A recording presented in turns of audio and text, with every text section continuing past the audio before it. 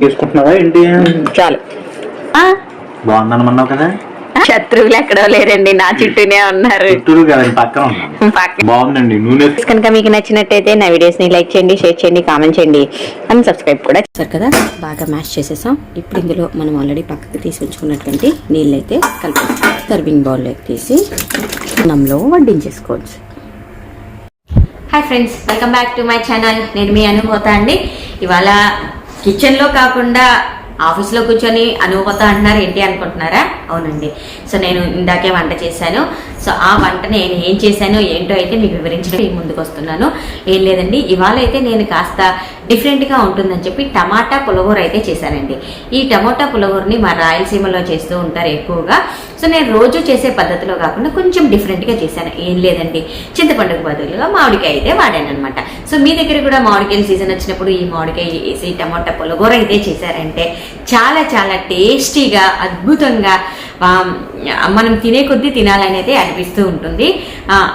ఆ రెసిపీని మీరు కూడా ఒకసారి ట్రై చేసేసి ఎలా వచ్చిందో కామెంట్ రూపంలో అయితే కామెంట్ చేయండి. ఓకేనా ఫ్రెండ్స్? రండి ఇప్పుడు మనం వీడియో చూసేద్దాం. ఇవాళ అయితే నేను మీకు చూపించబోతున్నటువంటి రెసిపీ ఏంటో తెలుసా? టమాటా పులగూర. ఈ టమాటా పులగూర కొంచెం డిఫరెంట్గా అయితే నేను చేయబోతున్నాను. టమాటా మామిడికాయ వేసి అయితే పులగూర చేయబోతున్నాను. అది ఎలా చేస్తానో ఏంటో చూసేయండి. సో ముందుగా దీనికైతే మనం స్టవ్ వెలిగించి కడాయి ఉంచుకోవాలి. ఒక 2 చెంచాల నూనె అయితే వేసి ఉల్లిపాయలు వేస్తున్నానండి.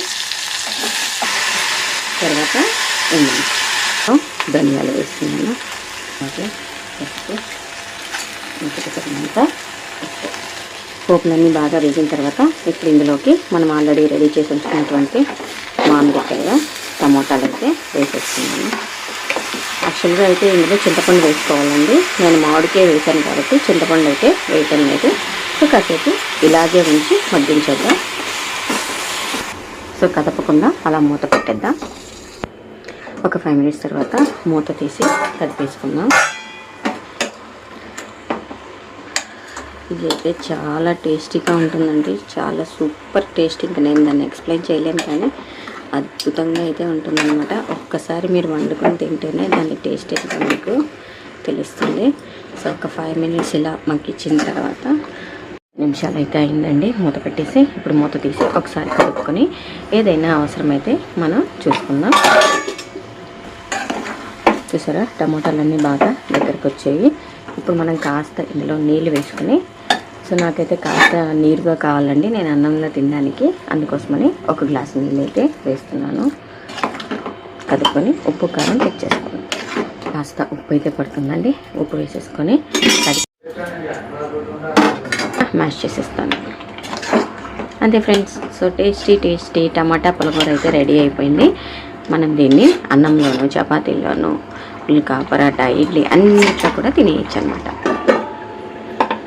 అయితే మనం ఉడికిపోయిందండి. స్టవ్ కట్టేసి ఇందులోనూ వాటర్ని అంతా మనమైతే పక్కకు తీసేసుకోవాలి. మ్యాషర్ తీసుకొని మ్యాష్ చేసుకుందాం. సో మ్యాష్ చేసేసుకుంటే టేస్టీ టమాటా పులగూర అయితే రెడీ అయిపోయిందండి. ఇప్పుడు మనం దీన్ని అన్నంలో తినేద్దాం. సరే కదా, బాగా మ్యాష్ చేసేసాం. ఇప్పుడు ఇందులో మనం ఆల్రెడీ పక్కకి తీసి ఉంచుకున్నటువంటి నీళ్ళు అయితే కలిపేస్తాం. సర్వింగ్ బౌల్లోకి తీసి అన్నంలో వడ్డించేసుకోవచ్చు. అయితే మనం టమాటా పులగూర ఇంకొంచెం వేయమ్మా. నాకు మా వారు వడ్డించేసుకుంటున్నాను, నాకు వేయట్లేదు. చూపించడానికి వేసుకుంటున్నావా ఏంటి? చాలు.